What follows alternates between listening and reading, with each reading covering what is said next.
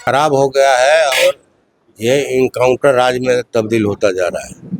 यही चल रहा है। ये समझ रहे हैं कि माइक पर गरज कर बोल देने से जो है अपराधी छोड़ करके भाग जाएंगे। बिहार अपराधियों को तो आप बचा रहे हैं, बल्कि निर्दोष लोगों की हत्या आप कर रहे हैं। सीएम संरक्षण महंगाई जो है 7वें आसमान पर पहुंची है। जो संवैधानिक अधिकार हैं, जो लोकतांत्रिक अधिकार हैं भारतीय नागरिक के, वो सब के सब खतरे में हैं। इसको वो ठीक करें, जनता का विश्वास हासिल करें। यहाँ कोई डरने माने धमकाने से विधि व्यवस्था ठीक होने वाली नहीं है, माइक पर गरजने से। आरा सांसद सुदामा प्रसाद हमारे साथ है बातचीत करने के लिए हैं। नालंदा की घटना हो, आपके क्षेत्र आरा में जो घटना घटी है, बिहार में क्या लगता है कि अब कानून व्यवस्था पूरी तरह से खराब है? ना खराब हो गया है और ये इनकाउंटर राज में तब्दील होता जा रहा है। ठीक ना। जो माने मुख्य आरोपी हैं, अपराधी हैं, चाहे बेगूसराय के महिला के बलात्कारी हों, जिस बर्बर तरीके से बलात्कार किया गया, पुलिस ने एफआईआर नहीं लिया था उस समय। अब मामला प्रकाश में आने के बाद या वहाँ के बेगूसराय के अस्पताल ने, सरकारी अस्पताल ने उस महिला को टरकाया कि जाओ ठीक हो जाओगी, या फिर यहाँ पर जो है मैंने पीट पीट करके पुलिस कैंप के सामने झुनकिया बाबा के मंदिर में 2 दलित नौजवानों की हत्या कर दी गई, दीपनगर के बिहार शरीफ। एक का नाम पिंटू पासवान, एक का नाम जो है श्रवण पासवान। दोनों दिहाड़ी मजदूर थे, राजमिस्त्री का काम करते थे। पीट मेला घूमने गए थे कि ये लोग चोरी करने आया था। तो आपने माने बिना साक्ष्य के, बिना ये के आप अगर साक्ष्य मिल भी जाता, उन्होंने चोरी भी किया होता, तो क्या आप पीट पीट करके हत्या कर दीजिएगा?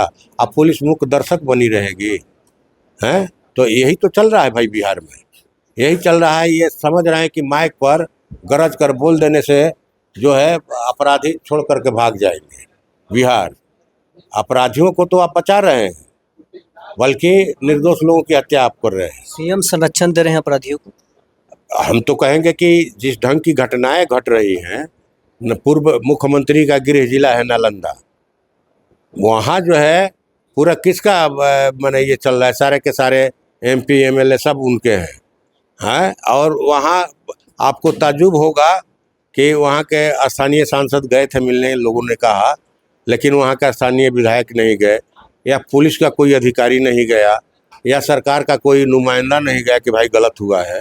ये मामूली बात है। वो परिवार के सर्वे सर्वा था और पुलिस के संरक्षण में पीट पीट करके हत्या कर दी गई, और मामला छुपाने के लिए उनको सदर अस्पताल में ले जाने के बजाय, पावापुरी हॉस्पिटल में ले जाने के बजाय, उनकी लाश लेकर के पुलिस आई इलाज कराने पीएमसीएच। परिवार के लोग 15 तारीख को आए तो कहा गया कि मर गया लड़का, ये क्या कीजिएगा, गांव में ले जा करके ही दाह संस्कार कर दीजिए।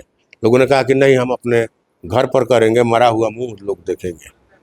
तो इस तरह से तो चल रहा है। तो हम तो यही कहेंगे कि माननीय मुख्यमंत्री जी अगर रोजगार की बात करें, रोजगार दें, किसानों की आमदनी दुगनी करने का माननीय प्रधानमंत्री जी का भी संकल्प था। हालत ख़राब हो रही है, पतला रुपया जो है पतला से पतला होता जा रहा है, अर्थव्यवस्था खस्ता हो जा रही है, महंगाई जो है 7वें आसमान पर पहुंची है।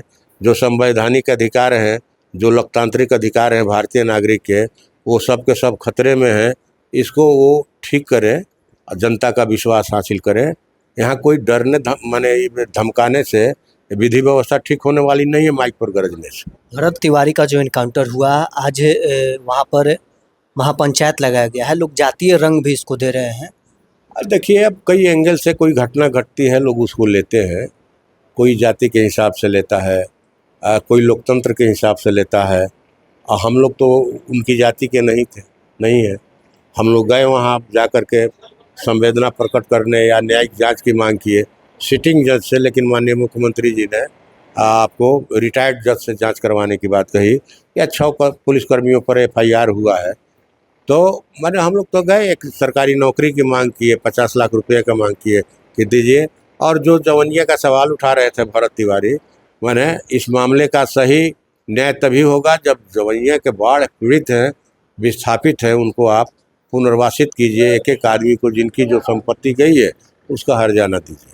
बिहार में जो घटनाएं घट रही है उसको लेकर भाकपा माले का आगे का रणनीति क्या है? कल तो हम लोग यहाँ बिहार शरीफ में प्रदर्शन कर रहे हैं नगर नौसा की घटना को लेकर, जहाँ इंटर कॉलेज की पास हो गया था, वहीं बनने वाला था, लेकिन जो है कुछ लोग जो है इसमें राजनीति करके उसको दूसरी जगह ले जाना चाहते थे इस पर।